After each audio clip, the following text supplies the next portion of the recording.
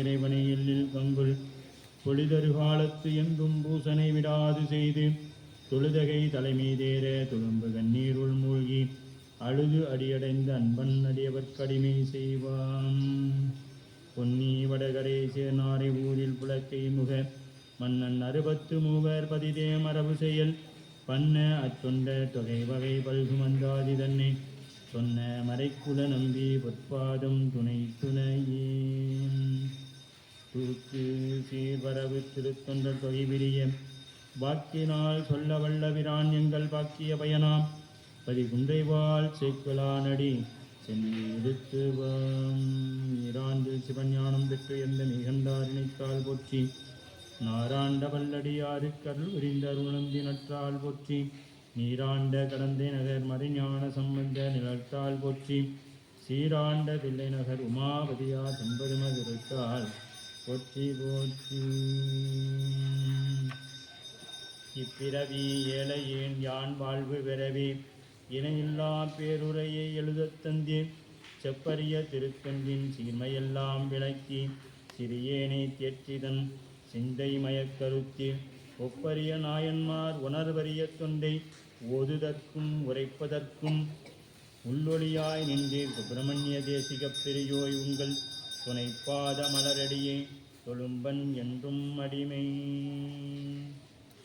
எல்லாமல்ல இறைவனுடைய பேரொரு கருணையினாலும் குருவருளும் முன்னின்றல் செய்ய தெய்வ சேக்கலார் பெருமானார் அருளி செய்யப்பட்ட பெரிய புராணம் என்னும் திருத்தொண்டர் புராணத்தை நாம் தொடர்ந்து போற்றுதற்கும் வழிபாடு செய்வதற்கும் வாய்ப்பு கிடைத்துள்ளது.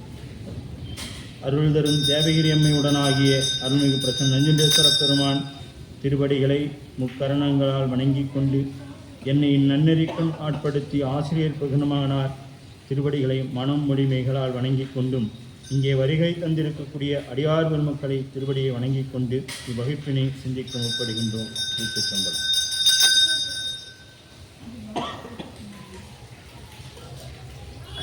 நாம் இதுகாலும் ஏனாதி நாயன் புராணத்திலே அவர் ஈழக்குல தீபமாய் விளங்கக்கூடிய ஏனாதி நாயனார் தாம் எய்னனூர் என்னும் திருத்தலத்திலே திரு அவதாரம் செய்து சோழனன் நாட்டிலே போர் பயிற்றுவிக்கக்கூடிய ஒரு அற்புதமான தொழிலை செய்து கொண்டிருக்கின்றார். அவர் உடன் தாயாதியாகிய அதிசூரன் என்பவன் அவருக்கு போட்டியாக தாம்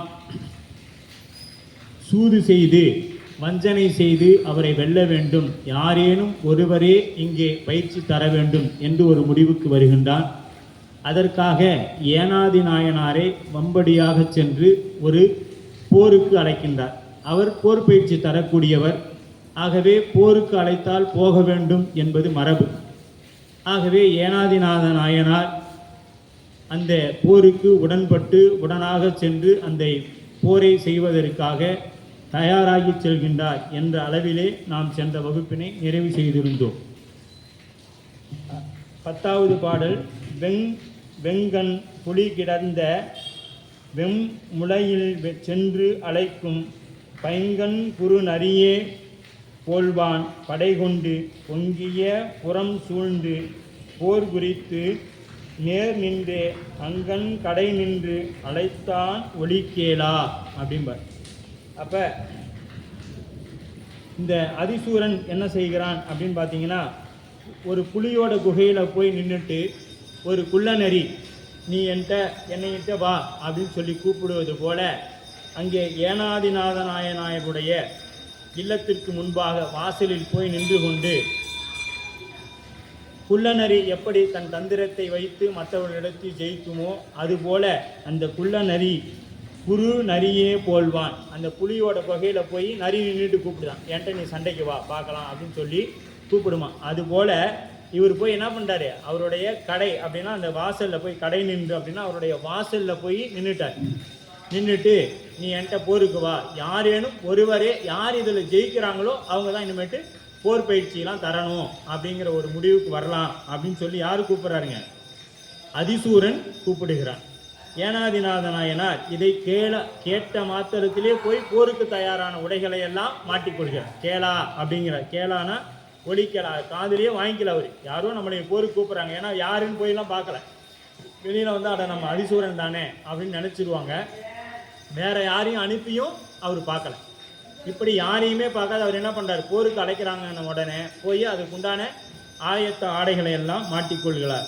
ஆர்கொள் புறா அழைத்தார் என்று அரியேற்றில் கிளந்து சேர்வு பெற கச்சில் செறிந்த உடைமேல் வீங்கி வார்களும் கட்டி வடிவாள் பலகையோடு போர் முனையின் ஏனாதிநாதர் புறப்பட்டார். இப்போ ஒரு போருக்கு புறப்படுறதுக்கு அந்த போருக்கு போகிறவங்க என்னெல்லாம் பண்ணுவாங்க, கச்சை அப்படிங்கிறதெல்லாம் கட்டி கொண்டு ஆர்கொள் போர் அழைத்தார். யார் அழைத்தார் அப்படின்னுட்டு என்று அரியே அப்போ அந்த உள்ளேருந்து வரும்பொழுது என்ன பண்ணுறான், சிங்கம் போல ஒரு குகைக்குள்ள சிங்கம் இருந்து எப்படி வெளிப்படுமோ அதுபோல் அவர் அங்கிருந்து என்ன பண்ணுறாருங்க, வெளியில் வரார். வேகமாக வெளியே நின்று கிளந்து சேர்வு பெற கட்சியில் செறிந்த உடை மேல்வீங்க. இப்போ அந்த கட்சி அப்படிங்கிறது ஒரு வகையான போருக்கு போகக்கூடிய ஆடைகள், அதையெல்லாம் மேலே அப்படியே போட்டுக்கிட்டு பாதுகாப்பான ஆடைகள்.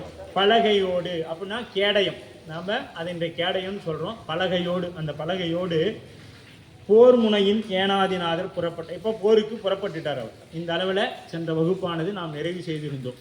இப்போ 12வது பாடலிருந்து இந்த வகுப்பு நாம் தொடங்கி இருக்கின்றோம். புறப்பட்ட போதின்கண் போர் தொழில்கள் கற்கும் விரல் பெறும் சீர்காளையர்கள் வேறு இடத்து நின்றார். மறுபடை வான் சுற்றத்தார் கேட்டு ஓடி வந்து செறற்கு ஆறும் போர் வீரர்க்கு இரு மருங்கும் சேர்ந்தார்கள். இப்போ 2 பக்கம் எங்கே இவர் வெளியே புறப்பட்டு போனோடனே இவருக்கு இதுக்கு முன்னாடி பயிற்சி முடித்தவர்கள், போர் பயிற்சி ஏனாதிநாதர் இடத்துல முடித்தவங்க. ஆக நம்ம ஆசிரியர் போருக்கு போகிறாரு, அப்போ நம்மளும் போகணும்.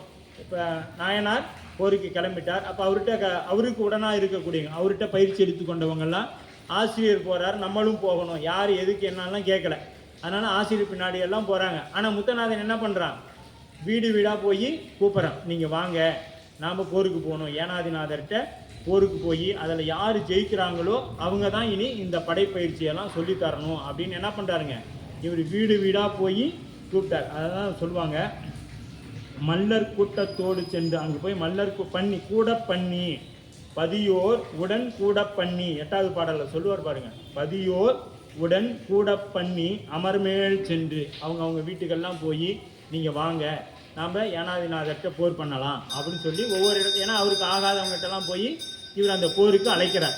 ஆனால் இவரிடத்துல அப்படி இல்லை, அவர்கிட்ட போய் தேடி போய் கூப்பிட்டாரு. இவரை வந்தவங்க எல்லாம் தானாக வந்தவங்க. இவர்கிட்ட நாயனார் கூட போருக்கு வரவங்களாம் யாருங்க, யாரையும் இவர் போய் கூப்பிட கிடையாது, அவங்களா வந்தவங்க தான். அப்படி புறப்பட்ட போதில் சீர்காளையர்கள் அப்படிங்கிறார். இங்கே ஏற்கனவே அந்த காளையர்கள் அவங்க இளம் கன்று பயம் அறியாதுன்னு சொல்லுவாங்க. இளம் கன்று பயம் அறியாது, அந்த மாதிரி பயம் இல்லாத அந்த இளைஞர்கள்லாம் அவர் கூட புறப்பட்டு வராங்க. வேறு இடத்து நின்றார். இப்போ போருக்காக அவன் ஒரு இடத்த நிர்ணயம் பண்ணான், அந்த இடத்துக்கு வாங்கன்னு சொல்லி அங்கே போகிறாங்க.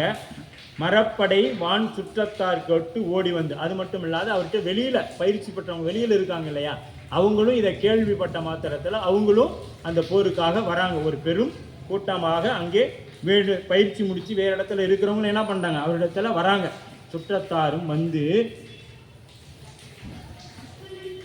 செற்றருகு அரும்போர் வீரர்க்கு இருமருங்கும் சேர்ந்தார்கள். இப்போ இந்த பக்கம் ஏனாதிநாதருக்கு கூட்டம், இந்த பக்கம் முத்தநாதனோட கூட்டம். இப்படி 2 பேரும் வந்து ஒரு இடத்துல எந்த இடம் நிர்ணயம் பண்ணாங்களோ அந்த இடத்துல 2 பேரும் அந்த போருக்காக வந்து நின்று கொண்டிருக்கிறாங்க. நாயன்மாருக்கு சார்ந்தவங்க ஒரு பக்கமும் முத்தநாதனுக்கு சார்ந்தவங்க ஒரு பக்கமுமாக 2 பக்கமும் அப்படியே வந்து நிற்கிறாங்க. அந்த இடத்துல பாருங்க, வந்து அழைத்த மாற்றான் வயல் புலி போந்து அன்னார் முன் தந்தமது வாழ் பயிற்று நல் தாயம் கொள்ளுங்கால் இந்த வெளி மேல்கை வகுத்து இருவெம்போற்படையும் சந்தித்து அமர் விளைத்தார் சாயாதார் கொள்வது என. இப்போ என்ன சொல்கிறாரு, இந்த போரில் சாயாதார் கொள்வது என வஞ்சனையாலும், வஞ்சனையால் இவர் எதுக்காக போருக்கு போகிறார், அவர் மீது வைத்த வஞ்சனை. நாம் போன வகுப்புலேயே சொல்லியிருந்தோம். காமம், வெகுளி, இன்னா சொல், இதெல்லாம் எதனோட வஞ்சனையோட குழந்தைகள். ஒன்று வந்ததுன்னா நான் அவருக்கு தெரிஞ்சவர் தான், நான் அவருக்கு தெரிஞ்சவர் தான்னு ஒவ்வொருத்தராக வந்துடுவாங்க. ஒன்று அதாவது அழுக்காறு, அவா, வெகுளி. அழுக்காறுனா ஆணவம், அது தற்புகழ்ச்சி. இது வந்துடுச்சுன்னா கூடவே என்ன ஆகிடுங்க, அடுத்தடுத்தது வந்துடும். என்ன வரும்? காமம் வந்துடும். காமம்னா ஆசை, ஆசை வந்துடும். ஆசைக்கு அடுத்தது வந்தோடனே கோபம் வரும். அந்த ஆசையை அடைய முடியாத பொழுது கோபம் வரும். அதுக்கு அடுத்தது இன்னா சொல், அதை நாம் அவரிடத்துல அடைய முடியாத பொழுது அவரை தவறாக சொல்லுது. இதெல்லாம் ஒன்றோட ஒன்றாக வந்துடும். இதுக்கு முதல் தொடக்கம் எங்கே? அழுக்காறு. அழுக்காறுனா அந்த யான், தன் புகழ்ச்சி, யான் எனதுன்னு நிற்கிறது தான் அழுக்காறு. அது வந்துச்சுன்னா இதெல்லாம் கூடவே வந்துடும். அப்படி தானே வந்துனா தானே, இவர் யாரையும் போய் அழைக்க கிடையாது, அவங்களா வந்தாங்க. இது தானா சேர்ந்த கூட்டம், யாரையும் போய் இவர் கூப்பிட கிடையாது. தானே அழைத்து மாற்றான் வயல் புலி போந்து அன்னார் முன். அப்போ ஆண் புலி, மாற்றான் அந்த புலி போந்துனா ஆண் புலி, நந்தமது வாழ் மாற்று மன்னருக்கு வெற்றி படை. இப்போ மன்னருக்கே ஒரு வெற்றி படை உருவாக்கி தரது யாருங்க? நம்ம ஏனாதிநாத நாயனார் தான் மன்னருக்கே வெற்றி படையை உருவாக்கி தரவர். அப்படிப்பட்டவரை இங்கே இவன் என்ன சொல்கிறான்? அதிசூரன் என்கிட்ட போருக்கு வந்து யார் ஜெயிக்கிறாங்களோ அவங்க இனிமேட்டு போர் பயிற்சி தரலான்னு சொல்கிறான். அப்போ இது ஒரு வகையான தொழிலில் ஏற்பட்ட வஞ்சனை, தொழில் வழியாக ஏற்பட்ட வஞ்சனை அப்படிங்கிறார். அந்த நந்தமது வாழ்பயிற்றின் நல் தாயம் கொள்ளுங்கால். இப்போ தாயம் அப்படின்னா அந்த உரிமை எது? அந்த வாழ்பயிற்சி, படைக்கு சொல்லி தரக்கூடிய அந்த பயிற்சி, அந்த உரிமை யாருக்குன்னா இதில் யார் ஜெயிக்கிறாங்களோ அவங்க தான் செய்யணும் அப்படின்னு சொல்கிறார். அப்போ இது அதுக்கு அடுத்தது பார்த்தீங்கன்னா, இந்த வெளி மேற்கை வகுத்து இருவம் பொறுப்படையும். இப்போ படைகள் ரெண்டு, யார்? வாழ்வீரர்கள் வாழ்வீரருக்கு நேராக, வேல் வீரர்கள் வேல் வீரருக்கு நேராக, இப்படி அன்பு வீரர்கள் அம்பு வாழ் வேல் அம்பு, இது மூணு வரிசையாக, வாழ் ஈட்டி அம்பு, இது மூணு வரிசையாக இருக்குது. இந்த பக்கமும் அதை கேட்டார் போல் வரிசையாக நிற்கிறாங்க. வாழ் வீரர்கள் வாழ்வீரர்கள், இப்படி அந்தந்த வீரர்கள் அவருக்கு தகுந்தார் போல நின்று கொண்டிருக்கிறாங்க. இருமருங்கும் போர் செய்வதற்காக தயார் நிலையில் இப்போ நிற்கிறாங்க. இப்போ என்ன அங்கே என்ன, யார் இதில் யார் கொல்லப்படுறாங்களோ அவங்க ஜெயிக்கிறாங்களோ அவங்க தான் இனி அந்த வழித்தாயம் என்று சொல்லப்படக்கூடிய போர்ப்படை பயிற்சி கொடுக்குறவங்க. போர்ப்படையாளர்களுக்கு, அந்த வீரர்களுக்கு பயிற்சி கொடுக்கக்கூடிய தொழிலை செய்யக்கூடியவங்க அப்படின்னு சொல்கிறார் சேர்க்கலார். என்று பகைத்தோன் உரைப்ப ஏனாதிநாதர் அது நன்று உமக்கு வேண்டுமேல் நன்னுவன் என்று உள் மகிழ்ந்து சென்றவன் முன் சொன்ன செருக்கு களத்து போர் குறிப்ப கன்றி இருப்படையும் கைவகுத்து நேர்மலைவார். இப்போ என்று பகைத்தோன்னா இவர் யாரையும் போய் பகைச்சிக்கல. இவர் அவனை எதிரியாக நினைக்கல. யாரை? அதிசூரனை ஏனாதிநாதர் பகைவனாக நினைக்கல. அவன் தான் இவரை பகைவனாக நினைக்கிறான்.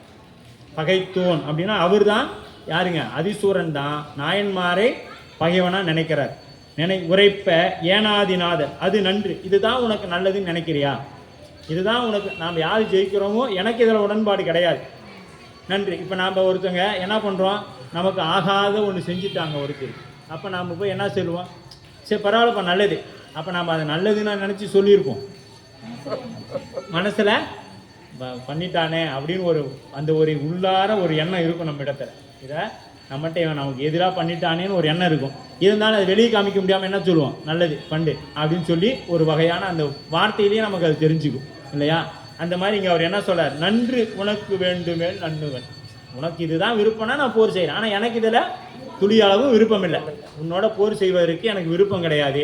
ஆனால் நீ இதைத்தான் நல்லதுன்னு நீ நினைக்கிறனா நான் போர் செய்கிறேன் அப்படிங்கிற. ஏன்னா ஒரு போருக்கு கூப்பிட்டு போடலைன்னா அவர் எப்படி ஒரு ஆசிரியராக இருக்க முடியும்? அதனால் என்று உன் மகிழ்ந்து சென்றவன் முன் சொன்ன செரு களத்து போர் குறிப்ப தன்றி இரு படையும் கைவகுத்து நேர்மலைவார். அப்போ நமக்கு உடன்பாடில்லை, உனக்கு இருக்கிறேன் அப்படின்னு சொல்லிட்டு ஆண்மை வெல்லுங்கிறார். ஏனாதிநாதர் இங்கே என்ன சொல்கிறாரு?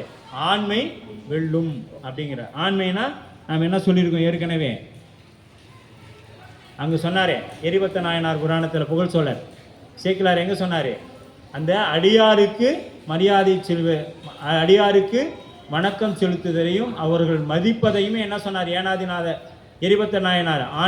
ஆண்மையை அவரை போற்றியும் இவர் அடியாராகவும் சொன்னார் இல்லையா? அதுபோல இங்கே சொல்றார், ஆண்மை தருமம் நீதியும் சால்பும் வெல்லும், அன்பு தான் வெல்லும் அப்படின்னு சொல்றார் இந்த இடத்துல. ஏனாதிநாதர் அன்பு தான் வெல்லும் அப்படிங்கிறார். எப்படி சொல்றார்? இவர் திருநீற்றின் மீது வைத்த அன்பு.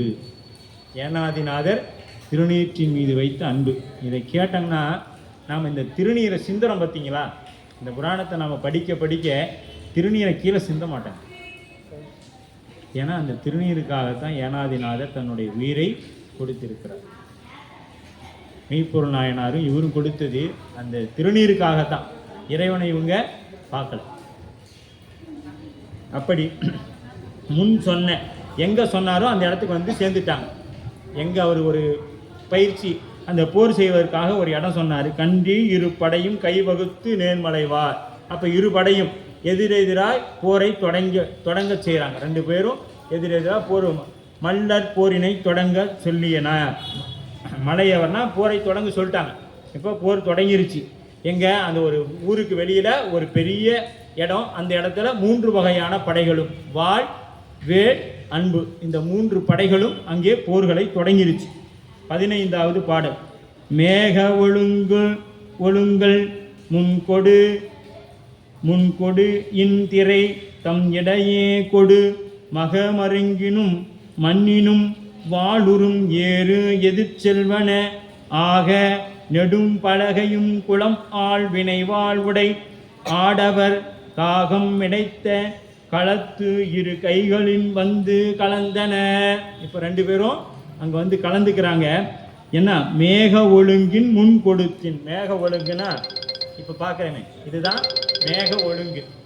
மேகம் அப்படியே முதல்ல எப்படி வந்துச்சு இன்னைக்கு பார்த்துருந்தீங்கன்னா தெரியும். அப்படியே முதல்ல இருட்டானது, அப்படியே கருகுமுன்னு ஒரு இருட்டானது. அப்புறம் மின்னல் வந்தது. மின்னல் எப்பொழுதுமே இருக்குமானா இருக்காது, வந்து வந்து போகக்கூடியது. அப்புறம் உரும் ஏறும் அப்படின்னா ஒரு இடி. இப்படி மேக ஒழுங்குகள் முன்கொடு மின்திரை. மின்கொடுனா இந்த மேகம் 2 மோதி கொள்ளும் பொழுது என்ன வரும்? மின்னல் வரும். மின்னலும் வரும். அதே நேரத்தில் தான் ஒளியும் ஏற்படும், இந்த சத்தமும் ஏற்படும், இடியும். ஆனால் இடி வந்து நம்ம கேட்கறதுக்கு என்ன ஆகுதுங்க? சிறிது நேரம் ஆகுது, மின்னல் உடனே வந்து. அப்போ இந்த ஒளியோட வேகத்தை எப்போ கண்டுபிடிச்சிருக்காங்க? 12ஆம் நூற்றாண்டிலேயே கண்டுபிடிக்கப்பட்டது தேவி சேக்கிழார் பெருமானார். அதுக்கு பின்னாடி வந்தவங்க தான் நம்ம அறிவியல்னு சொல்கிறாங்க. எல்லாமே நம்ம சைவத்தில் இருக்குது. ஏன்னா இந்த இடத்துல போகிற இவ்வளோ தூரம் விரிக்கவே தேவையில்லை. இது ஒரு காப்பிய நூல், வாழ்வியல் நூல், காப்பிய நூல், பக்தி நூல் எல்லாம் சொல்கிறோம் இல்லையா? அதெல்லாம் இது காப்பிய நூல்னா ஒரு காப்பியம்னா இப்படி இருக்கணும். அப்போ 3 பேரோட போர்க்களங்களை ரொம்ப விரிவாக சொல்கிறார் தெய்வ சேக்கிழார் பெருமான். யாரோடது? ஏனாதிநாத நாயனாரோடது, புகழ்ச்சோழ நாயனாரது.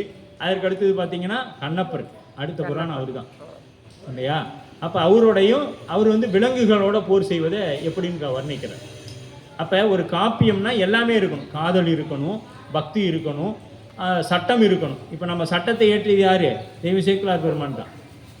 நாம் தைரியமாக சொல்லலாம், 12ஆம் நூற்றாண்டுலேயே சாமி சட்டம் எப்படி இருக்கணும் அப்படிங்கிறதெல்லாம் ஏற்றிட்டாங்க. இப்போ இந்த இடத்துல என்ன பண்ணுறாருங்க? நமக்கு எப்படி அந்த போர் செய்ய வேண்டும். அப்போ பாருங்கள், இருட்டானா போர் நிறுத்திடுவாங்க.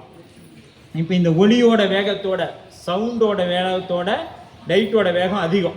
அது அப்போவே சொல்லிட்டாரு நம்ம தெய்வ சேக்கிழார். அதனால தான் மின்னல், முதல்ல மின்னல் வந்துடுச்சு, அப்புறம் அந்த ஒளி வருது, எந்த இடியோட ஓசை கேட்குது அப்படிங்கிற. மேக ஒழுங்கும் முன்கொடு மின்திரை தாம் இடைக்கொடு மாக மருங்கினும் மண்ணினும்.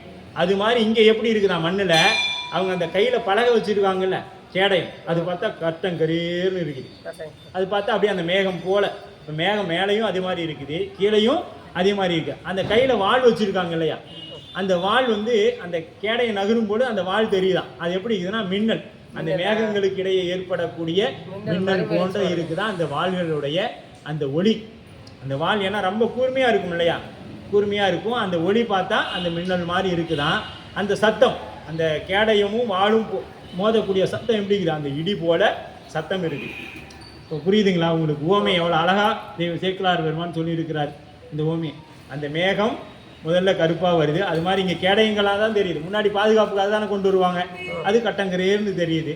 அங்கே மின்னல் எப்பொழுதும் இருக்க போகிறதில்லை, இடையில இடையில வந்து போகும். அது மாதிரி இந்த அந்த இடைவெளியில் வந்து அந்த வானோட அந்த வெளிச்சம் வந்து போகிறது இல்லைங்களா. அதுக்கடுத்து ரெண்டும் மோதிக்கொள்ளும் பொழுது என்ன சத்தம் வருது, அந்த இடி ஓசையும் இந்த சத்தமும் ஒன்றாக இருக்குது. அதை விண்ணில் மருங்கில்னா விண்ணில், மண்ணிலும் அதே போல் அங்கேயும் இங்கேயும் அதே மாதிரி நடக்குது.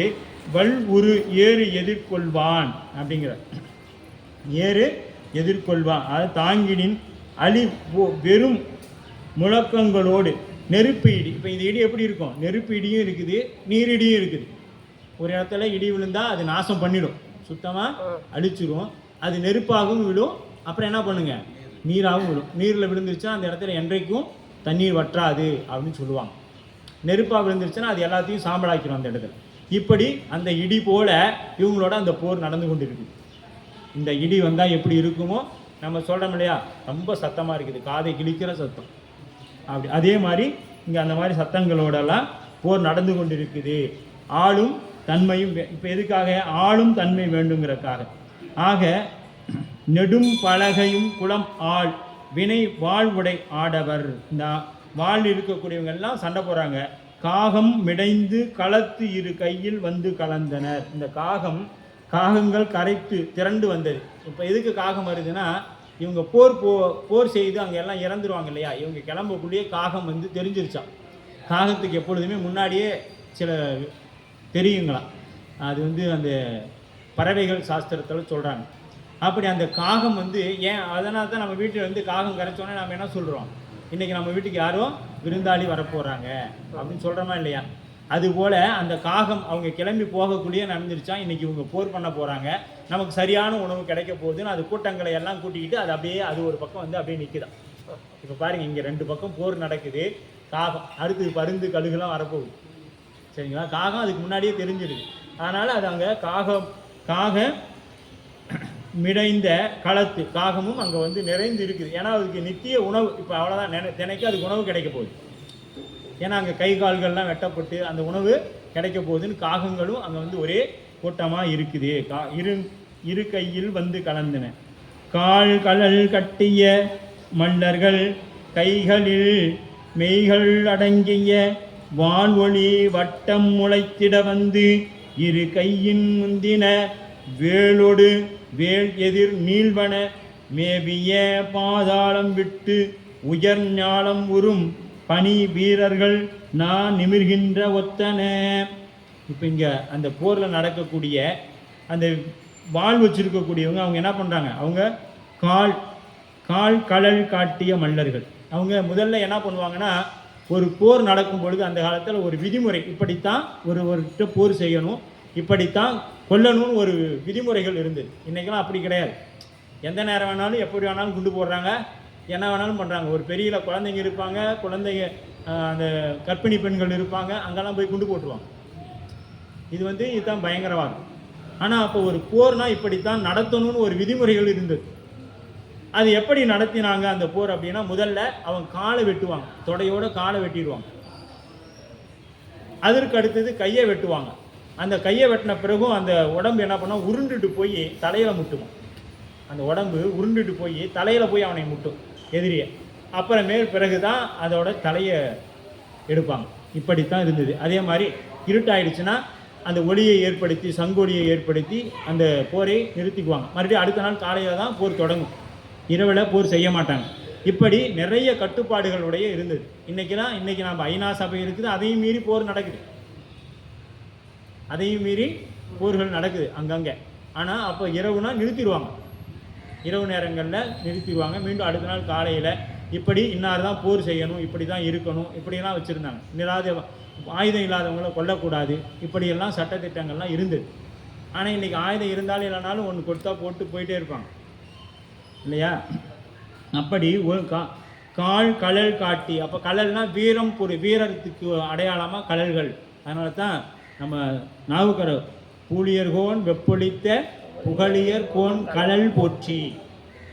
அந்த கழல் அப்படின்னா வீரம் பொருந்தியவர்கள் அணியக்கூடியது. நம்ம சிவபெருமானும் அதை அணிஞ்சிருப்பார். ஏன்னா அவர் ஏன் அணிஞ்சிருக்காருன்னா, யாராலும் வெல்ல முடியாத ஆணவத்தை இயல்பாகவே பாசங்களிலிருந்து நீங்கியவர். என் குணத்தில் சிவபெருமான் என் குணத்தில் இயல்பாகவே பாசங்களிலிருந்து நீங்கியவர். அதனால் அவர் அந்த கழலை அணிந்து கொண்டிருப்பார்.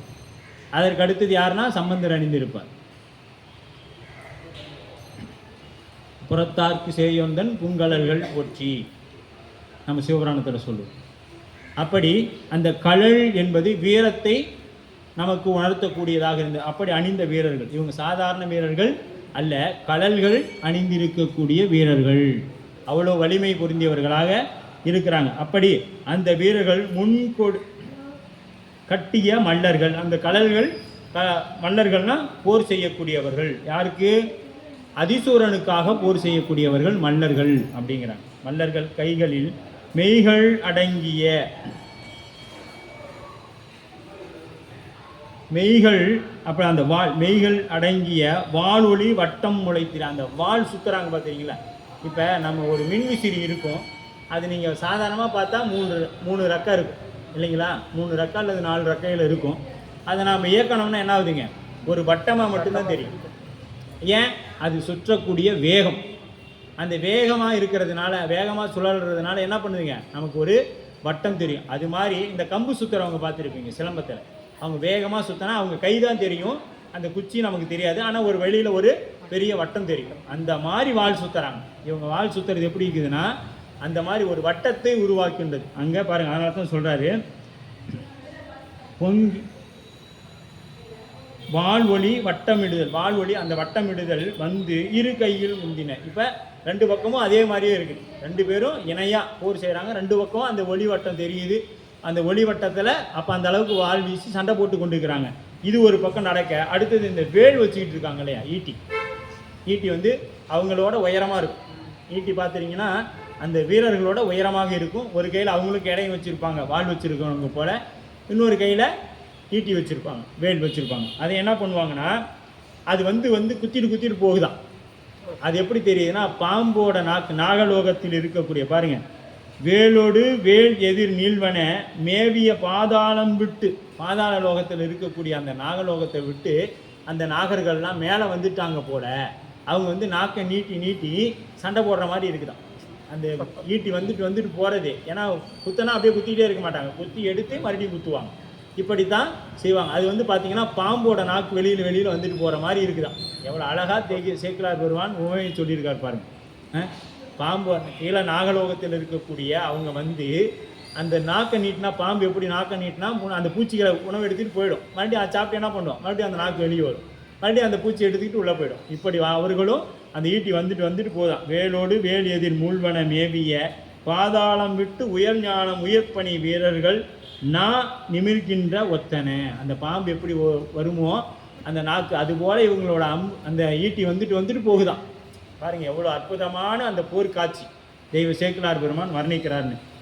வெங்கண் விரல் சிலை வீரர்கள் வேறு இரு கையினும் ஏற்பட தங்கள் சிலை குளம் உந்தின தவிழ் சாரங்கள் நெருங்கவ பொங்கு சினத்து எரியில் புகை போகு கொடிகள் வளைந்து எதிர் செங்கண் விழி கனல் சிந்திய சீறு பொறிச்செலவு ஒத்தன. இப்போ எங்கன்னா வெங்கன்னா அப்போ அந்த சிவந்த கண்கள் உடைய விரல் சிலைகள் வீரர்கள் அப்படிங்கிறார். வலிமை விரல்னா வலிமை பொருந்திய விற்படை வீரர்கள். அங்கே வாளும் வேலும் சொல்லிட்டார், இங்கே வில்படை வீரர்களை பற்றி சொல்கிறார். இவரோட அந்த வில் சிலைனா வீரர்கள் வேறு இரு கையினும். அவங்க இப்போ என்ன பண்ணுவாங்க, ஒன்றில் அந்த இதை பிடிச்சிக்குவாங்க, இன்னொன்றில் அம்பை விடுவாங்க. வில்லை பிடிச்சிக்குவாங்க, இன்னொன்றில் அம்பை விடுவாங்க. அப்படி விடுறாங்க.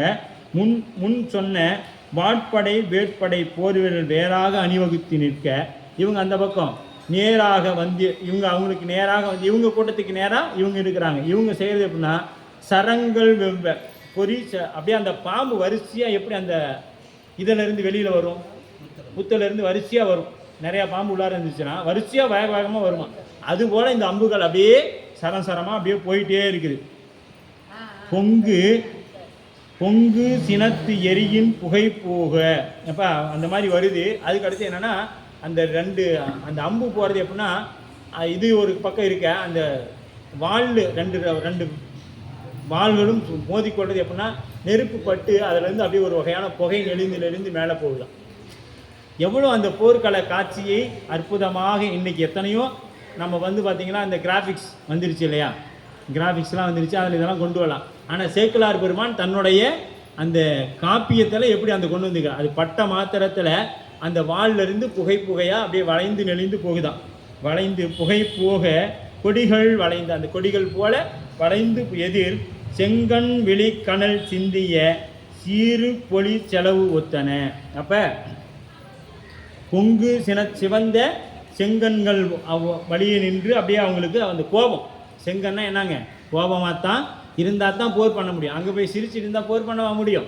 அப்போ அந்த செங்கன்னா அந்த ரொம்ப கடினமான கோபத்தில் இருந்தால் தான், பாரு கோபத்தில் இருக்கிறாங்க, கண்ணு சிவந்து போயிருக்குது, நம்ம சொல்கிறோம்ல, அந்த மாதிரி கோபத்தோடு அவங்க அங்கே போர் செய்து கொண்டு இருக்கிறாங்க. வாளோடு கீழ்கை துடித்தன மார்போடு வேல்கள் குளிர்ந்தன தோடோடு வாடி நிலத்தன தோளோடு தோள்கள் தகைத்தன தாளோடு வார்கள் இறந்தன தாரோடு சூழ் சிரம் அறந்தன நாளோடு சீறி மலைப்பவர் நாடிய போர் செய் களத்தினில். இப்போ இந்த மூன்றையும் ஒன்றா சேர்த்து சொல்கிறாரு பாருங்க. வாளோடு நீள்கை துடித்தன, இப்போ அங்கே பார்த்தீங்கன்னா அந்த கையெல்லாம் வெட்டப்பட்டு அப்படியே ரத்த வெள்ளமாக அப்படியே இருக்குது. மார்போடு வேல்கள் குளிர்ந்தன, அந்த மார்பில் குத்தன வேல், அந்த மார்பில் குத்தன நான் அப்படியே குளிர்ந்தன, அப்படியே அது அந்த வேலையை நினைக்கிற அளவுக்கு ரத்தம் பீரிட்டு அடிக்குதான். அந்த வேலையை நினைக்கிற அளவுக்கு ரத்தம் பீரிட்டு குளிர்ந்தன, அந்த அந்த வேல் குளிர்ந்ததான், வேல் குளிர்ந்தன தோளோடு வாளி நிலத்தன. அப்போ வீரர்கள் ஏவின் அம்புகள் குறிப்பிழையாது ஏவலை செய்தது. எது? தோளோடு வாளி நிலத்தன, அப்படியே போய் எங்கே இட்டாங்களோ அங்கே போய் அந்த அம்பு விழுந்தது. அப்படி இங்கே வாள் வேல் அம்பு என்ற இந்த மூன்றையும் இங்கே சொன்னார். தோள்கள் அப்படின்னா, தோல் அப்படின்னா கேடயம், தோளோடு தோள்கள் தகைத்தன, இந்த ரெண்டு கேடயம். இப்போ அவர் அடிக்கும் பொழுது இவங்க போய் தடுத்தாங்க, இவங்க அடிக்கும் பொழுது அவங்க தடுக்கிறாங்க. இப்படி ரெண்டும் கேடயங்கள் மோதல், அப்படியே அங்கே மோதல் பெரிய சத்தத்தை உண்டாக்கியது. தாளோடு தாள்கள் இழந்தன. அப்படின்னா தாளோடு அப்படின்னா அந்த கால் தொடையோட இவனும் வெட்டுறான் அவனும் ஒரு சேர, ரெண்டு பேரும், இவனும் வெட்டுறான் அவனும் வெட்டிட்டான், ரெண்டு பேர் காலையும் வெட்டிக்கிட்டாங்க. அப்படி ரெண்டு பேரும் ஒரு சேர. தாளோடு சூழ் சிரம் அறந்தன. இப்போ அதுக்கடுத்து அவன் தலையை வெட்டினா இவனும் தலையை வெட்டிடுறான், ரெண்டு பேரும் ஒரே, இப்படி ரெண்டு காட்சியாக நடக்குது. அவன் காலை வெட்டின மாத்திரத்தில் இவரும் அதே மாதிரியே வெட்டுறாரு, அவர் தலையை வெட்டினா அவரும் தலையை வெட்டிட்டார். இப்படி ஒவ்வொரு ரெண்டு பேராக இறந்து கொண்டே இருக்கிறாங்க. தாரோடு சூழ் சிரம் அறற்றன நாடோடு சீறி மலைப்பன. இப்போ இப்படி ரெண்டு பேராக என்ன பண்ணுறாங்க, அதெல்லாம் அப்படியே போயிட்டே இருக்குது ரெண்டு பேராக. அப்போ சிரம் அறத்தன நாளோடு சீரும் மலைப்பவர் அப்படிங்கிறார். அப்போ போருக்குரிய தும்பை அப்படிங்கிற மலர்லாம் அந்த தலையில் இருந்ததுனால அதெல்லாம் விழுதான் கீழே. அப்போலாம் போருக்கு போகிறதுனா ஒரு வகையான மலர்களை எல்லாம் சூடிக்கொள்வாங்க. வெற்றி பெற்ற பிறகு வாகை அப்படிங்கிற மலராலை சுற்றி அவங்கள அந்த வெற்றியை கொண்டாடுவாங்க. அப்படி அந்த மலர்களை எல்லாம் சூடிக்கொண்டு தலையற்று அந்த தலையில் சுமந்து இருக்கக்கூடிய தலைகள் தனித்தனியாக இருக்குது. அந்த தும்பை மலர்களை எல்லாம் தலையில் வைத்து கொண்டு இருக்கக்கூடிய தலை தனித்தனியாக இருக்குது. வாளோடு சீறி போர் தொழில் செய்விடின் அவர்கள் அப்போ அப்படியே பார்த்தீங்கன்னா இதெல்லாம் ஒரு சேர நடக்குது. இவ்வாறு போரின்றி வாழ்வது வீரனருக்கு வாழ்வென்று. இப்போ அந்த இடத்துல ஏன் அவங்க கை வெட்டப்பட்டோன்னு ஓடி போயிடலாமே, ஏன் அப்படின்னா ஒரு போரில் இருந்து ஒருத்தன் புதமுருகிட்டு ஓடுவதும் ஒன்று தான், அவன் இறப்பதும் ஒன்று தான். ஏன்னா இது வம்படியாக போகலை போருக்கு, அது ஒரு வலித்தாயம் என்கின்ற ஒருக்காக போடப்பட்ட போர். அந்த போரில் இந்த போர் வேண்டாம் அப்படின்னு நினச்சா முதல்ல அவங்க போகாத இருந்துக்கணும்.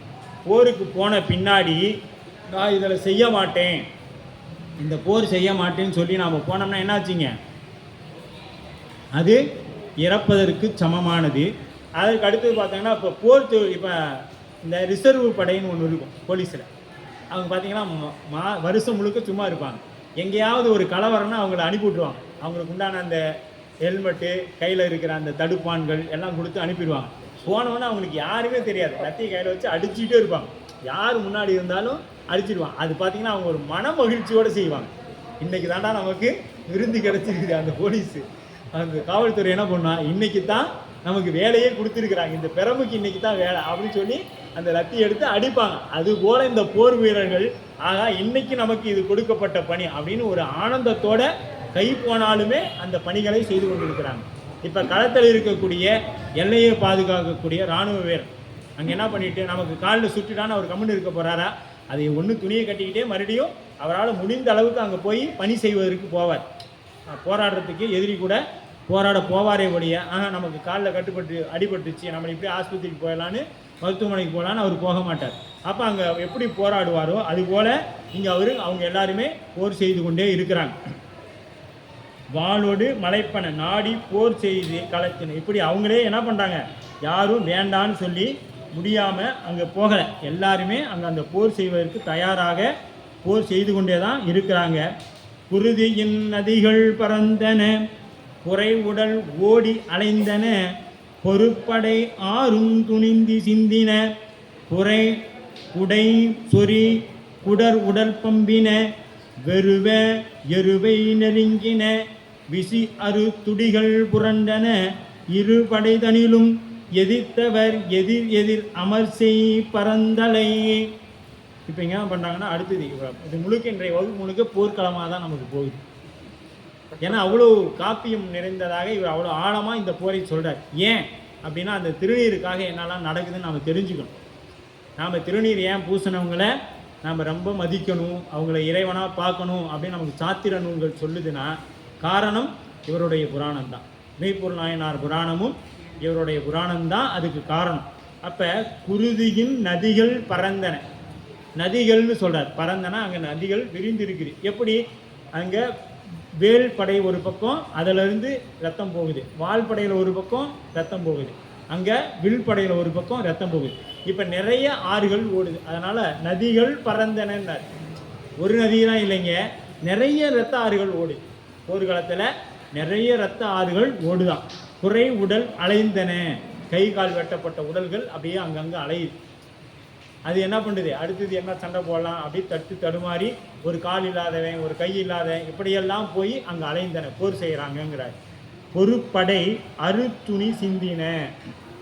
அப்போ அந்த உடல் துணிக்கப்பட்டாலும் போதும் தன்னுடைய முனைப்பின் அந்த நாம் முன்னாடி முயற்சி செய்ததின் காரணமாக அந்த போரை தொடர்ந்து செய்து கொண்டே இருக்கிறாங்க.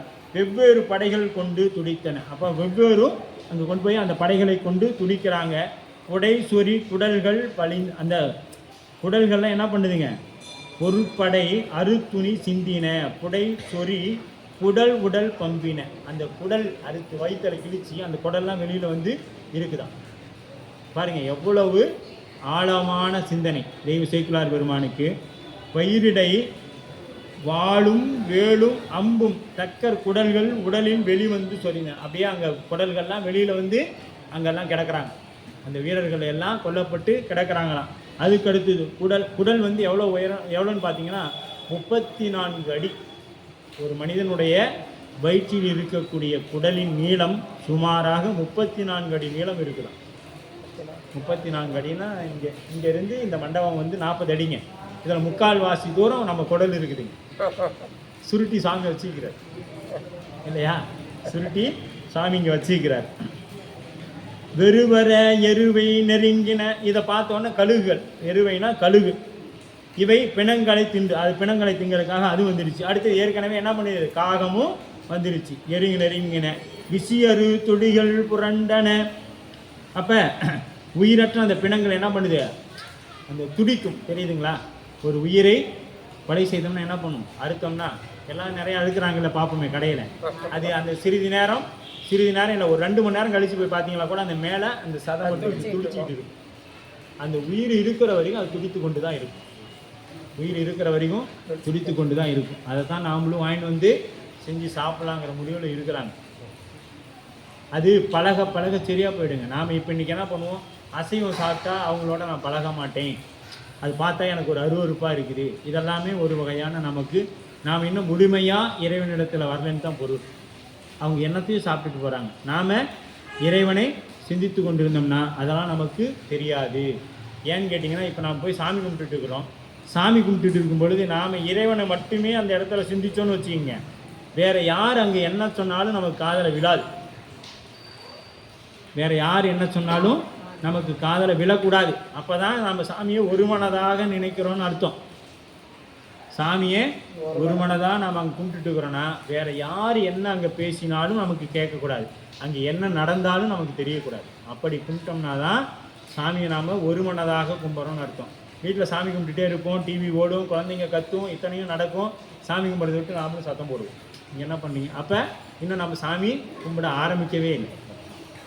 என்ன நடந்தாலும் நாம் அந்த வழிபாட்டில் அப்படியே நிற்கணும். ஏன்னா இங்கே போர் செய்யக்கூடியவங்க என்ன பண்ணுறாங்க, அந்த வீரன் முன்னாடி இருக்கக்கூடியவன் தான் தெரியவானே ஒழிய பக்கத்தில் இருக்கிறவன் யாரும் அவங்களுக்கு வேறு என்ன நடக்குதுன்னே தெரியாது. கழுகு திங்குதா, அவன் பிணத்தை காகம் திங்குதாங்கிறதெல்லாம் இல்லை. அவனோட பார்வை எதிரியை கொல்ல வேண்டும், அந்த எதிரியை கொல்ல வேண்டும். ஏன்னா ஏனாதிநாதர் யாரையும் எதிரியாக நினைக்கலை, நல்லா தெரிஞ்சுங்க. ஏன்னா பகை அதுதான், நீ பகை கொண்ட அவர் தான் பகையாக நினைக்கிறார். யாரை? ஏனாதிநாதனார அதிசூரன் தான் பகைவனாக நினைக்கிறான், இவர் அவரை பகைவனாக நினைக்கல. அப்படி என்ன பண்ணுறாங்க, அந்த குடல், அந்த 34 அடி குடலை அந்த கழுகு வந்து கொத்தி எடுத்துட்டு போகுது. ஒரு சில கழுகுகள் பருந்துகள் இருக்குது, அப்படியே பிணத்தையே தூக்குங்களாம் அந்த காலத்தில். அதான் சொல்கிறாருங்க இதில் நம்ம சிவகவிமணியை அதை விளக்குறையில் சொல்லும் பொழுது சொல்கிறாங்க, அந்த எருவை அப்படிங்கிறது பிணத்தையே தூக்கக்கூடிய கழுகு, அது அப்படியே அந்த பிணத்தையே தூக்கிட்டு போகும். அவ்வளவு பெரிய நகங்கள் வைத்த பெரிய கழுகு அது அப்படியே அது ஒரு பக்கம் இது நடந்து கொண்டு இருக்குது. காகங்கள் இயற்கை அறிவால் அதை உணர்ந்து கொண்டு அதுவும் என்ன பண்ணுது, அந்த உயிரற்ற பிணங்களை சாப்பிடுது அப்படிங்கிறார். விசும்பு அற விசித்தல், கட்டுதல், வியன் அப்படி அதெல்லாம் ஒரு பக்கமாக இருக்குது. புரண்டன அப்படி இதெல்லாம் ஒரு பக்கம் புரண்டு கொண்டு இருக்குது. எது? இந்த பிணங்களை எல்லாம் அது பாட்டுக்கு ஒரு பக்கம் அப்படியே புரண்டுக்கிட்டு இருக்குது. எதிர் அமர் செய் பரந்தலை அப்படிங்கிற. அப்போ அந்த எல்லாம் இப்படி பறந்து கிடக்குது, தலை உடம்பு எல்லாம் அந்த போர்க்களத்தில் பறந்துருக்கு. அடுத்தது பாருங்க, நீள் இடை முடுகி நடந்து எதிர்நேர் இருவரில் ஒரு வன் தொடர் தன் இரு தொடை அற முன் பெயர் சாரிகை முறைமை துரித்தனன் வாளோடு விழும் உடல் வென்றவன் மார்பிடை அருமுன் எரிந்திட ஆயின் அவனும் மறிந்தனன் ஆயினும் படர் உளர் எங்கனும். இப்போ அது என்ன சொல்கிறாரு, வால்படைக்கு சொல்கிறார். இப்போ இங்கே என்ன சொல்கிறாருங்க, வால்போர். இங்கே வால்படையை பற்றி சொல்கிறார். இந்த பாடல் முழுக்க வால்போரை பற்றி சொல்கிறார். நீள் இடை. இப்போ நீள் இடை அப்படின்னா ஒடுங்குதற்கு நடப்பதற்கும் இடைப்பட்ட, இப்போ ஓடுறதுக்கும் நடப்பதற்கும் இடைப்பட்ட தூரத்தில் அவங்க ஒரு வேகமாக அந்த ஒரு இடைப்பட்ட தூரத்தில் அவங்க போகிறாங்க. இடை முடுங்கி நடந்து எதிர்ப்போர் இருவரில் ஒருவன் தொடர். இப்போ ஒருவன் தொடை அறுக்க தாள் இரு தொடை அற முன் பெயர் சாரிகை முறைமை தடித்தனன். இப்போ அவன் 2 தொடையும் அறுத்துட்டான். ஏன்னா முதல்ல என்ன பண்ணுங்க, அந்த காலை தான் வெட்டணும், அதனால் அந்த கால்களை வெட்டிட்டான். இவர் அடுத்தது இவரும் போய் அவனோட காலை வெட்டிட்டார். கரி முறைமை அப்படின்னா வாட்போரில் முனைந்த இருவரும் பலகையை தந்தம் மெய்களை தற்காத்து செய்து போர் புரிந்து. இப்போ அந்த பலகையை வைத்துக்கொண்டு என்ன பண்ணாங்க, தன்னை சாரிகைனா அந்த தன்னை 2 பேரும் வச்சுக்கிட்டே சண்டை போகிறாங்க. அப்போ எங்கே காலை வெட்டிட்டாங்க. வாளோடு விழும் உடல் வென்றவன் மார்பிடை அருமுன் எரிந்திட அப்படிங்கிற தாழ் தொடை. அப்போ அவன் 2 பேரும் என்ன பண்ணுறாங்க, தொடர்ந்து ஒருத்தரை தாக்கிக்கிறாங்க. தாக்கும் பொழுது அந்த உடம்பு, இப்போ காலை வெட்டினோன்னு அந்த உடம்பு சரியும் இல்லையா, அப்போ மார்பை வெட்டினாங்களாம். இப்படியெல்லாம் இந்த வாழ் இதெல்லாம் நடக்குது. அடுத்தது அம்பு, வேல்,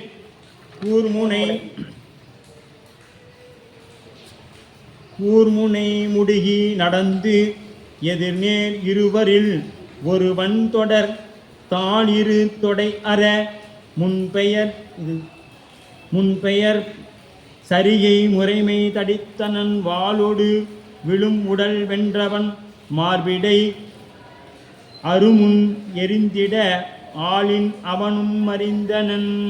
அப்போ தொடை அறுத்து அவன் என்ன பண்ணாங்க, அந்த மார்பும் பற்றி 2 பேருமே மறிந்தனன்னா இறந்தனர், மரித்தார். இன்னைக்கு வேற ஒரு சமயத்தில் அந்த சொல்லை பயன்படுத்துகிறாங்க.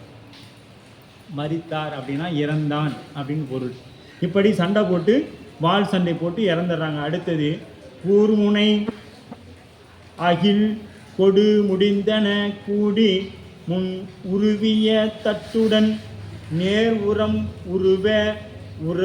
உறப்பு உடன் நேர்பட எதிர் குத்தினார் ஆர் உயிர் கழியவும் நிற்பவர் ஆண்மையில் இருவரும் ஒத்தமே போர் அடி படைகொடு அளப்பவர் போல்பவர் அளவிலாற்பட்டனர். இப்போ அது வால் போரில் தொடையை அறுத்து மார்பை கிழித்து அவங்க கிடக்கிறாங்க. அடுத்தது இங்கே வேல். இந்த வேல் எப்படின்னா கூர்முனை அகில் கொடு முட்டினர். ரெண்டு பேரும் அந்த வேலை வச்சுக்கிட்டு குத்துனாங்க. எப்படி புறத்தே அணைய நிற உருவிய தட்டுடன். இப்போ என்ன பண்ணாங்கன்னா தட்டு வச்சுருக்காங்களே அந்த தட்டையும் குத்திட்டு உடச்சிக்கிட்டு உள்ளே போயிடுச்சு. அந்த வேல் என்ன பண்ணிச்சு, அந்த தட்டையும் குத்தி உடச்சிக்கிட்டு உள்ளே போயிடுச்சு. எப்படின்னா ரெண்டு பேரும் நேர் உரம் உறுப்புடன் நேர்பட எதிரெதிர் குத்தினார். ரெண்டு பேர் நேருக்கு நேர் இருக்கிறாங்கன்னா அவரும் குத்தினாரு இவரும் குத்தினாரு. ரெண்டு பேரும் ரெண்டோடைய மார்புலையும் அந்த ஈட்டி குத்தி அந்த வேல் குத்தி நிற்குதுங்க. இப்படி நிற்குது. ரெண்டோட மார்புலையும் குத்தி நிற்குது. இதில் ஆண்மைங்கிற ஒன்று கொண்டு வர்றாரு பாருங்க. ஆர் உயிர் கழியவும் நிற்பவர் ஆண்மையில் இருவரும் ஒத்தன. இப்போ அளக்கிறார் அந்த இடத்துல ஒரு அளவுகோல் வச்சு ரெண்டு பேர்த்தையும் அளக்குறாங்க. யாருக்கு இது அதிகமான ஆண்மை வீரம் அப்படின்னு பார்த்தீங்கன்னா ரெண்டு பேரும் ஒன்றா தாங்க இருக்கிறாங்க. ஏன்னா இவரோட வேலும் எந்த அளவுக்குள்ளே போயிருக்கிறோ அவரோட மார்பையும் அந்த அளவுக்குள்ளே போயிருக்கு பாருங்க. அந்த தட்டை உடச்சிக்கிட்டு பலகையை உடச்சிக்கிட்டு இவரோட வேல் எந்த அளவுக்கு அவரோட மார்பில் இறங்கினுச்சோ அந்த அளவுக்கு அவரோட வேலும் இறங்கினுச்சு. இப்போ இது நடந்த பிறகு என்ன ஆயிடுச்சுன்னா இவங்களுக்கு 2 கால், இவனுக்கு 2 கால், அவனுக்கு 2 கால். இப்போ பிணம் விழாமல் அப்படி நிற்குதுங்க. குத்திக்கிட்டு இது அதோட மார்பில் குத்தி நிற்குது, அது இதோட மார்பில் குத்தி 4 காலோட அப்படியே நிற்குது. இப்போ 4 கால் உள்ள ஒரு பொருள் விழுமா? கீழே விழாது. இப்படி நிறைய இருக்குதான் பாருங்க. அதுதான் சொல்றாரு. ஆறு உயிர் கழியும், உயிர் போயிடுச்சு. நிற்பவர் ஆண்மையில் இருவரும் ஒத்தன. அந்த நிற்கிறாங்க பத்தியில அவங்க 2 பேரும் ஆண்மையில ஒத்தவங்க. உற்றன உதவிய பண்ணிய பின் ஒத்தன போரடி படைகொடு அளப்பவர் போல்வார் அளவிலா பட்டன். இவங்களோட வீரத்தை யாராவது அளந்து சொல்லிட முடியுமானா அளக்க முடியாது. 2 பேரும் சரியாக தான் இருக்கிறாங்க. அப்போ இது மட்டும் இல்லை, வால்படையிலையும் ஆகட்டும், வில் படையிலாகட்டும், வேல் படையிலாகட்டும், 3 படையிலையுமே 2 பக்கமும் சரியாக சண்டை போட்டுட்டு இருக்காங்க. 2 பக்கமும் சரியாக சண்டை போட்டு கொண்டே இருக்கிறாங்க. அடுத்து பாருங்க. பொற்சிலை வளைய எதிர்த்தவர் புற்று அரவு அணைய சரம்பட விற்படை துணியவும் நின்றிலார் வெற்றிகொள் சுருகை வழங்கினார்.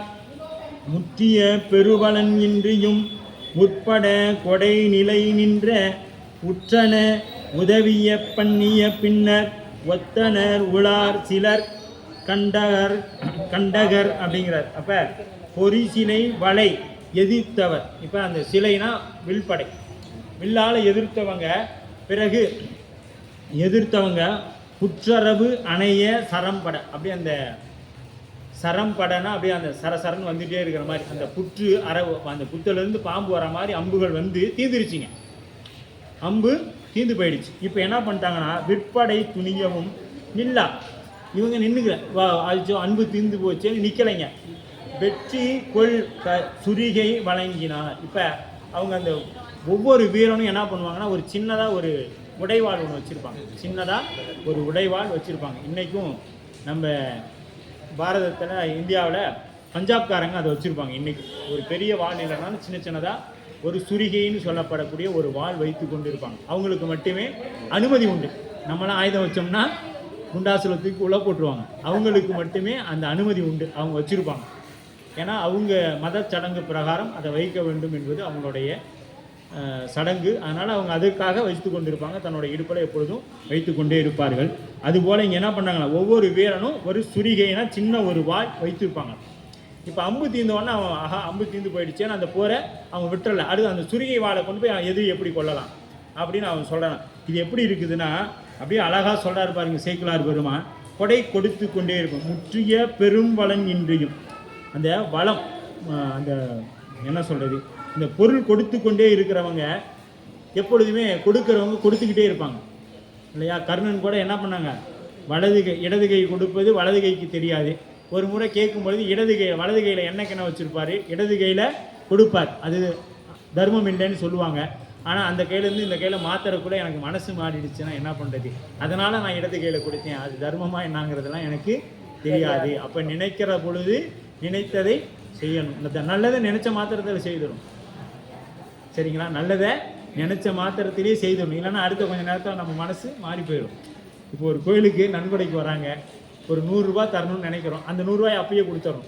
போயிட்டு நாளைக்கு வாங்கினா எங்கெங்க நேற்று 100 ரூபா தரலான்னு நினச்சேன், ஒரு 50 ரூபா வாங்கிக்கிங்க, அப்புறமே பேசிக்கலாம் அப்படின்னு சொல்லிடுவாங்க. அப்போ நேற்று 100 ரூபா தரணும்னு நினச்சோம், இன்றைக்கி என்ன ஆகி போச்சு, நினச்ச மாத்திரத்தில் கொடுத்துருந்தோம்னா பரவாயில்ல, இன்றைக்கி அது அந்த அன்பு குறைஞ்சிருச்சு, 50 ரூபா கொடுத்தா போதும் அப்படின்னு வந்துடும் இல்லையா? அதுபோல் இந்த கொடை கொடுக்குறவங்க என்ன பண்ணுறாங்க, அந்த கொடை கொடுக்குறவங்க அந்த வற்றினாலும் தன்னிடத்தில் இருப்பதை கொடுப்பாங்க. அந்த கொடுக்கணும்னு எண்ணம் இருக்கிறவங்க என்ன கொடையாளிகள் என்ன பண்ணுவாங்க, இருப்பதை கொடுத்து கொண்டு இருப்பாங்களாம். அதுபோல் அவங்க அந்த அம்பு தீர்ந்துட்டாலும் அந்த சுருகியை கொண்டு போர் செய்தாங்கிறார். எங்கே கொண்டு வந்து சேக்கிழார் நிறுத்துறாரு பாருங்க, கொடையை கொண்டு வந்து போர்க்களத்தில் நிறுத்துறார். கொடையை கொண்டு வந்து போர்க்களத்தில் நிற்கிறார்.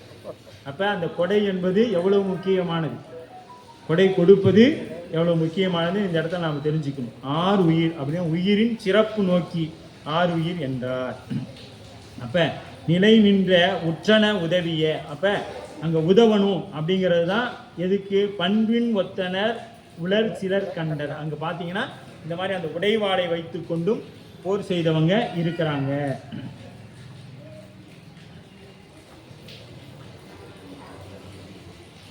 அடுத்தது அடல் முனை மறவர், அடல் முனை மறவர் மடிந்தவர் அலர்முகம் உயிர் உள என்று உரு படர் சிலை சுலவு குறுங்கொடி படர்வள சுழல்வன துன்றாலில் விடு சுடர் விழிகள் இரும்பு வினைனர் தம் உலையில் முகம் பொதிர் குடை இடை கரி இடை தாங்கிய புகை விடு தளலை நிகழ்ந்தன. இப்போ அங்கே பார்த்தீங்கன்னா அங்கே அந்த அடிபட்டு கிடந்தாங்க இல்லையா, வெட்டுப்பட்டு கிடக்கிறவங்க அந்த கண் விழிச்சு கொண்டே இருக்குது. அந்த கண் அடல் முனை மறவர்கள் மடிந்தவர், அந்த மடிந்தவர்கள் அந்த போர் வீரர்கள் அலர் முகம் உயிர் உளன என்று ஒரு அங்கே பார்த்தோம்னா உயிர் இருக்கிற மாதிரியே கண் விழிச்சு கொண்டே இருக்குது.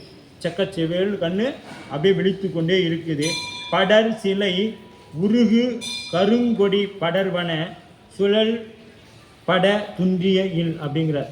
அப்படின்னா அங்கே அந்த காகங்கள் அப்படியே சுற்றி நிற்குதான்.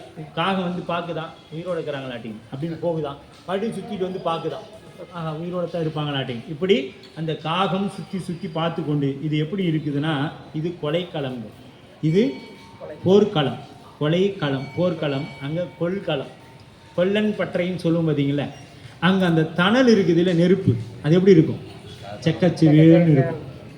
அந்த நெருப்பு அவங்க ஏன்னா அந்த காற்றை வைத்து ஊத அது செக்கச்செவேல்னு இருக்கும். பக்கத்தில் கறி கொட்டி வச்சுருப்பாங்க, அந்த காகம் மாதிரியும். அது எவ்வளோ ஓமை சொல்கிறார் பாருங்க சேக்கிழார். அந்த கறி தான் இந்த இதெல்லாம் என்றைக்கும் நமக்கு மறக்கவே கூடாது. அந்த கொல்லன் பற்றைக்கு போனால் ஏனாதி நாயனோட அந்த போர்களும் நமக்கு நினைவுக்கு வரணும். அங்கே இப்போலாம் இல்லை, கொல்லன் பற்றையெல்லாம் கண்ணில் பார்க்க முடியல, ஒரு காலத்தில் இருந்தது. அந்த பற்றையில் அந்த நெருப்பு தணல், அந்த தணல் வந்து பார்த்தீங்கன்னா அந்த செங்கல் எப்படி அங்கே கண்கள் விரித்து கொண்டிருந்ததோ அது போல் இருந்துச்சான். அந்த நெருப்பு போல் அந்த கண்கள் இருந்ததான். அங்கே கறி இருக்குமில்ல, அந்த கறி போல காகங்கள் சுற்றி கொண்டிருந்தான். பாருங்க எப்படி ஒரு உவமை சேக்கிழார் பெருமான் சொல்லியிருக்கிறார். அப்போ அந்த புகை மிடை கறி, அந்த புகை வந்து எப்படின்னா அங்கே அந்த வாள் பட்டு அந்த புகையாக இருக்கும் இல்லைங்களா, அந்த விழறது, அந்த வீரர்கள் அடிபட்டு விழறது, இது அந்த ஒரு புழுதி இது வரும், அது அந்த தணலிருந்து வெளியே வர அந்த புகை போல இருந்ததான். பாருங்கள் எவ்வளோ அழகான உவமை காமிச்சிருக்கிறார். அங்கே ஒரு உவமையை காமிச்சார். என்ன உவமையை காமிச்சார், கொடையை காமித்தார். எப்படி கொடுப்பவன் தன்னிடத்தில் இருக்கும் வரை கொடுத்து கொண்டே இருப்பானோ அதுபோல தன்னிடத்தில் ஆயுதம் இருக்கும் வரை போர் செய்ய வேண்டும் என்று அவர்கள் போர் செய்து கொண்டு, இப்படி 2 பக்கமும் பெரிய இழப்பு.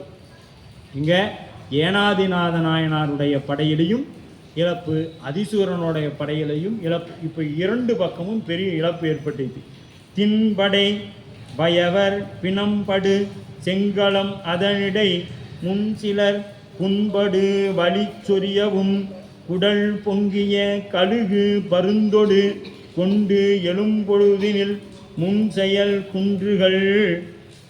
குன்றுதல் இளர்தலை நின்றனர் விண்பட கொடி விடு பண்பயில் விஞ்சையர்கள் குமாரரை வென்றன.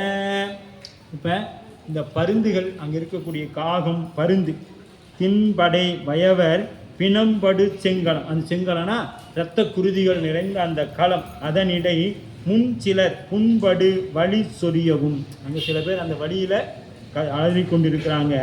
குடல் பொங்கிய கழுகு பருந்தோடு, இந்த குடல் பொங்கி வெளியில் வந்து கிடக்குது இல்லையா குடல், அது இந்த பருந்தும் கழுகும் எடுத்துக்கிட்டு பறக்கிறது எப்படி இருக்குதுன்னா, விஞ்சையர்கள்னால் வானத்தில் இருக்கக்கூடியவர்கள், விஞ்சையர்கள் தேவர்கள்ல அவங்களும் ஒருவர், விஞ்சையர்கள்ங்கிறவங்க அவங்க மகன்கள் வந்து பட்டம் விட்டு விளையாடுவாங்களாம். அது மாதிரி இது இருக்குதான். எது இந்த குடலை பாருங்க, சேக்கிழார் எப்படி சொல்றாரு, குடலை தூக்கிட்டு பருந்து பறக்கிறது எப்படி இருக்குதான், அந்த விஞ்சையர்கள் பார்த்து ஆச்சரியப்படுற அளவில் இவங்களோட பட்டம் இருக்குது. எப்படி அந்த குடலை எடுத்துக்கிட்டு கழுகு பறக்கிறது, பட்டம் விடுவது போல இருந்தது. ஒரு காலத்துல பட்டம் விடுவது போல விஞ்சையர்கள் வியந்து பார்த்தாங்களாம் அப்படிங்கிறார். குமாரரை வென்ற விஞ்சையர்கள் குமாரரை வென்றனர். விஞ்சையர்கள்னா அந்த தேவர்களுடைய குமாரர்களை வென்றனர் அப்படிங்கிறாங்க. மைக் ஏதோ ஆமாங்க சார்ஜ் குறைஞ்சிச்சு.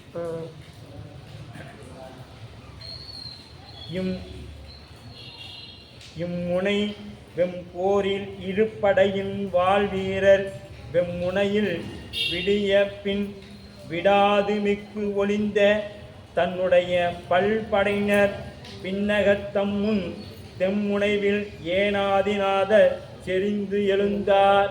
இப்போ இதுகாலம் என்ன பண்ணாங்க, வீரர்கள் போர் செய்து கொண்டிருந்தாங்க. இப்போ படைக்கு பின்னாடி எப்பொழுதுமே நமக்கு பின்னாடி இறைவன் இருக்கிறான்னு நினைச்சோம்னா நாம் எந்த பணியையும் யாவர்க்கும் முன்னவனே முன்னின்றால் முடியாத பொருள் உள்ளதோ அப்படின்னு சேர்க்கலார் வரும். அப்போ எல்லாத்துக்கும் முன்னவன் பின்னாடி இருந்தான்னா நம்ம தைரியமாக முன்னாடி போகலாம். இல்லை அப்படின்னா என்ன பண்ணுவோம், இப்போ தகப்பனார் இருக்கிற பையன் அண்ணன் தம்பி இருக்கிற பையன் என்ன பண்ணுறாங்க, தைரியமாக ஒரு திருட்ட பேசுவாங்க. யாருமே இல்லாதவன் என்ன பண்ணுவான், நம்மளு தான் பயந்து இருப்பான். அப்போ நமக்கு பின்னாடி இறைவன் இருக்கிறான், அப்போ தலைவன் ஒருவன் இருக்கிறான் என்ற எண்ணம் இருந்தால் நம்மை தலைவன் நம்மை காப்பான் என்கின்ற எண்ணம் நமக்கு இருக்கும். அப்போ இருக்கும்பொழுது நாம் என்ன பண்ணுவோம், தைரியமாக சண்டை போட்டு கொண்டு இருப்போம். தலைவனுக்கு ஏதாவது ஒரு படை சண்டை நடக்குது, தலைவன் அடிபட்டானா என்ன பண்ணுவான், அந்த படையை வழி நடத்த முடியாது. அந்த படை என்ன பண்ணா, எதிரி இடத்துல சரண்டர் ஆயிடுவாங்க. எதிரி இடத்துல போய் சரண்டர் ஆயிடுவாங்க, வென்றதாக அறிவிக்கப்படும். தலைவன் இறந்துட்டாவே அந்த போர் முடிந்ததாகவும் வென்றதாகவும் அறிவிக்கப்படும். அப்போ இப்போ என்ன பண்ணுறாரு, ஏனாதிநாத நாயனார் முன்னாடி வந்துட்டார். அந்த போர் வீரர்களுக்காக இனிமேல் போதும் அப்படிங்கிற அளவில் முன்னாடி வந்துட்டார். நிறைய வீரர்கள் செத்துக்கிட்டு இருக்கிறாங்க அப்படின்னு சொல்லி என்ன பண்ணுறாரு, தென்முனையின் ஏனாதிநாதன் ஜெயித்து எழுந்தார். அப்போ முன்னாடி வந்துட்டார். வெண்முனை எங்கே, விடிய பின் விடாது மிக்கு ஒளிந்த. இப்போ இந்த போர் விடாது நடந்து கொண்டு இருக்குது. தம்முடைய படையினர்கள் தன்னுடைய பல படை வீரர்கள் இறந்துட்டாங்க. அப்போ இறந்த பிறகு தாம் முன், அப்போ அவரு முன்னாடி வந்துட்டார். இப்போ முன்னாடி வந்தோடனே தலைவனே முன்னாடி வந்துட்டார். அப்போ இன்னும் போர் உக்கிரமாகும் இல்லையா, போர் இன்னும் அதிகமாகும். இவர் மட்டும் முன்னாடி வரலைங்க, அடுத்தது பின்னாடி அவரும் யாரு, அதிசூரனும் முன்னாடி வரான். வெஞ்சினவால் தீ உமிழ் வீரக்கழல் கழிப்ப நஞ்சு அணி கண்டற்கு அன்பர்தாம் எதிர்த்து நட்பின்கண் எஞ்சி எதிர் நின்ற இகழ் முனையில் வேள் புலவர் தம் சிரமும் தோல் உரமும் தாழ் உரமும் தாம் துணிந்தார். இப்போ அவர் என்ன பண்ணுறாரு, யாருங்க இவர், எப்படிப்பட்டவர், நஞ்சனி கண்டற்கு அன்பர்தாம். இவர் எப்படிப்பட்டவர், நஞ்சனி கண்டற்கு அன்பராக இருக்கக்கூடியவர் பெருமான். இவர் எஞ்சிய எதிர் நின்ற இகன் முனையில் வேள் உருவ அப்படிங்கிற இவர் ஏந்திய வாளின் அந்த வாளுக்கு யாராலையும் நிற்க முடியல. அந்த வாளோட அந்த தீ உமிழ்ற மாதிரி இருக்குதான். எப்படி இவரோட வாள் சுழற்சி இருக்குதுங்க, தீ உமிழ்வது போல இருக்குது. ஏன்னா இவர் ஒரு படைகளுக்கு பயிற்சி கொடுக்கிறவர். அப்புறம் எப்படிப்பட்டவராக இருப்பார். அப்போ அந்த தீயை உமிழ்வது போல கழிப்ப நஞ்சனி கண்டற்கு அன்பர்தாம் எதிர்த்த நட்பின்கண். அப்போ எஞ்சி மடிந்தவர்கள் போக எஞ்சி நின்றவர்கள்லாம் புறமுதுகிட்டு ஓட ஆரம்பிச்சிட்டாங்க. மடிந்தவர்கள் போக இவர்கிட்ட இனிமேல் நம்மளால் வாள் சுற்ற முடியாது, வாள் சண்டை போட முடியாதுன்னு சொல்லிட்டு அந்த வாள் சண்டையில் இருக்கிறவங்களாம் எஞ்சிய எது நின்ற இகழ் முனையில் வேள் உழவர் அப்படின்னா அப்படியே அவங்க ஒரு பக்கம் ஓடுறாங்க. தம் சிரமும் தோல் உரமும் தாழ் உரமும் தாம் துணிந்தார். இப்படி அது நடந்து கொண்டு இருக்குது. இப்படியெல்லாம் நடந்து கொண்டு இருக்க அதுக்கு பின்னாடி இவர் யாருங்க, அடுத்தது அதிசூரன் முன்னாடி வந்துட்டார்.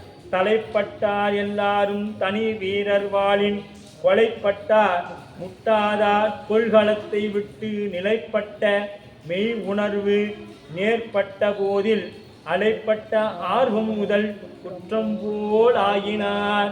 இப்போ இவர் அந்த செய்யக்கூடிய பயிற்சி எப்படி இருக்குதுன்னா, இருளுக்கும் ஒளிக்கும் ஒன்றே இடம். இப்போ இங்கே இருள் சூழ்ந்து நிற்குது. அடுத்தது இந்த மின்விளக்கு எரிஞ்சா என்ன ஆகும்? இந்த இருள் எல்லாம் போய் அந்த மின்விளக்கு பின்னாடி ஒடுங்கிடும். மின்விளக்குக்கு இல்லாமல் போகாது, இங்கே தான் இருக்கும். எங்கே இருக்குன்னா அந்த மின்விளக்குக்கு பின்னாடி போய் ஒடுங்கிடும். மீண்டும் அந்த ஒளி அடங்கினோடனே இருள் விரிஞ்சும். அதுபோல இங்க என்ன பண்ணாங்க, இந்த ஒளி வந்தது. யார் வந்தா? ஏனாதிநாதர் அப்படிங்கிற நாயனாருடைய அந்த ஒளி வந்தது. அவங்க எல்லாம் புறமுதுகிட்டு ஓடிட்டாங்க. இப்போ பாருங்க சைவ சித்தாந்தம், இருளுக்கும் ஒளிக்கும் ஒன்றே இடம் அப்படின்பார். அப்போ சைவ சித்தாந்தத்தை தெய்வ சேக்கிழார் பெருமான் இந்த இடத்துல எங்க போர்க்களத்தில் கொடைத்தன்மையை சொல்றாரு. அதுக்கு அடுத்தது கொடை கலனை சொல்றாரு, கொள்கலனை சொல்றாரு. அதுக்கடுத்து இங்க சைவ சித்தாந்தத்தை சொல்றாரு. இப்படி அந்த ஏன் அப்படின்னா ஒரு காப்பியம்னா இதெல்லாம் இருக்கணும் அப்படிங்கிறது அவருடைய அந்த காப்பியம் செய்வர்களுடைய வழக்கம். அதை கொண்டு வர நிலைப்பட்ட மெய் உணர்வு நேர்பட்ட போதில் அலைப்பட்ட ஆர்வம் முதல் குற்றம் போல். அந்த குற்றம்னா என்ன ஆகிடும்? இருள்னா குற்றத்துக்கு அடையாளமாக சொல்லுவாங்க.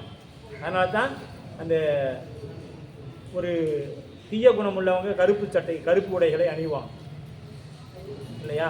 அதுபோல இந்த குற்றங்கள் நீக்கும். அப்போ குற்றங்கள் நீக்கி குணம் கொண்டு கோதாட்டுவான் யாரு? நம்ம பெருமான்.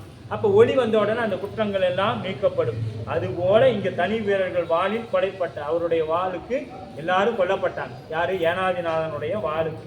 இந்நிலை வெண்கலத்தின் ஏற்ற இழிந்த மானத்தால் தன் உடை பல் படையினர்கள் மீண்டார் தமை கண்டு மின் ஒளி வாழ் வீசி விரல் வீரர் வெம்புலி ஏறு அன்னவர்தம் முன் சென்று அதிசூரன் நேர் அடர்ந்தான். இப்போ அவருக்கு முன்னாடி என்ன பண்ணிட்டான்? அதிசூரனும் நேர் அடர்ந்தான். அவருக்கு நேரடியாக சண்டைக்கு போயிட்டான். யார்கிட்ட? ஏனாதிநாதர்கிட்ட. இதுவரைக்கும் தனியாக சண்டை போட்டுட்டு இருந்தவர் இந்நிலைய வெண்கலத்தின், வெண்கலம் தான் அந்த அதிகமான வெள்ளம் இரத்த வெள்ளத்தில் இருக்கக்கூடிய அந்த களத்தின் ஏற்றழிந்த மானத்தால், இவர் தானே அந்த போருக்கு அழைத்தார். அந்த மானத்தால், மானம் அப்படிங்கிறது அந்த தன்மானத்தை விட்டு கொடுக்க கூடாது.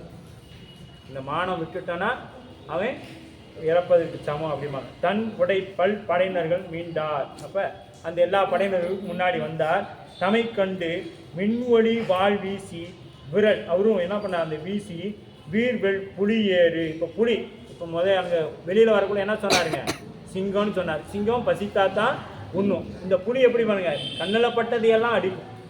அப்படி இவர் ஏனாதிநாதர் சண்டை செய்து கொண்டிருக்கிறார். கண்ணில் பட்டதையெல்லாம் அடித்து கொண்டிருக்கிறார். அன்னவர்தம் முன் சென்று அதிசூரன் நேர் அடர்ந்தான். இப்போ முன்னாடி போய் அதிசூரன் நின்றுட்டான்.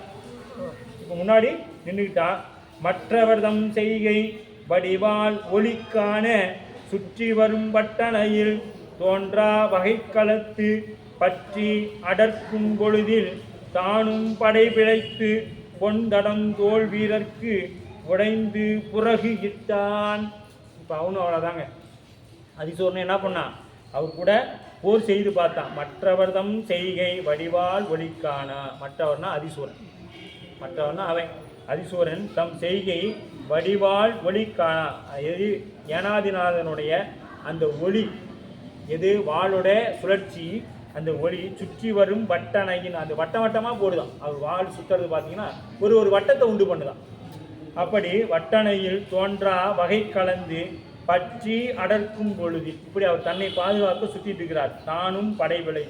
இப்போ அந்த வீரர்கள்லாம் முன்னாடி ஓடினாங்கல்ல, அந்த அவர் கூட வந்தவங்கெல்லாம் ஓடினாங்கல்ல, அது மாதிரி இவரும் புறமுதுகிட்டு ஓடினார் அப்படிங்கிற அளவில் இன்றைய வகுப்பை நினைவு கொண்டுருவோம். அவர் போய் ஒரு நாள் இரவு முழுக்க, ஏன்னா ஒருத்தன் ஒரு செயலை செய்ய முடியல, இவன் தான் போருக்கு ஏனாதிநாதரை கூப்பிட்டான். இப்போ ஒரு நாள் முழுக்க அந்த இரவு படுத்து கொண்டு தூங்கவே மாட்டாங்க. பாருங்க, ஒருத்தர் ஜெயிச்சுட்டாலும் அவங்களுக்கு இரவுல தூக்கம் வராது, தோத்துட்டாலும் தூக்கம் வராது. அதிகமான சந்தோஷம், அளவுக்கு அதிகமான சந்தோஷம் வந்தாலும் நமக்கு தூக்கம் வராது, அளவுக்கு அதிகமான துன்பம் வந்தாலும் நம்மளால தூங்க முடியாது. இப்போ இவனுக்கு என்ன ஆயிடுச்சு? இது அளவுக்கு அதிகமான துன்பம் வந்துடுச்சு. அதிசூரனுக்கு அளவுக்கு அதிகமான துன்பம் வந்துருச்சு. அப்போ தூங்க முடியுமா? முடியாது. ஏற்கனவே பல திட்டங்களை தீட்டி தான் சண்டை கொடுத்தான். இப்போ அந்த இரவு முழுக்க தூங்காமல் என்ன பண்ணலாம், எப்படி இவரை நாம் ஜெயிக்க முடியும் அப்படின்னு அவரும் கனவு கண்டுட்டு இருக்கோம். நாமும் அந்த கனவோட இந்த வகுப்பை நிறைவு செய்து கொண்டு வருகின்ற வெள்ளிக்கிழமை நமக்கு வகுப்பு வைக்கிறோம். ஏன்னா சனி ஞாயிறு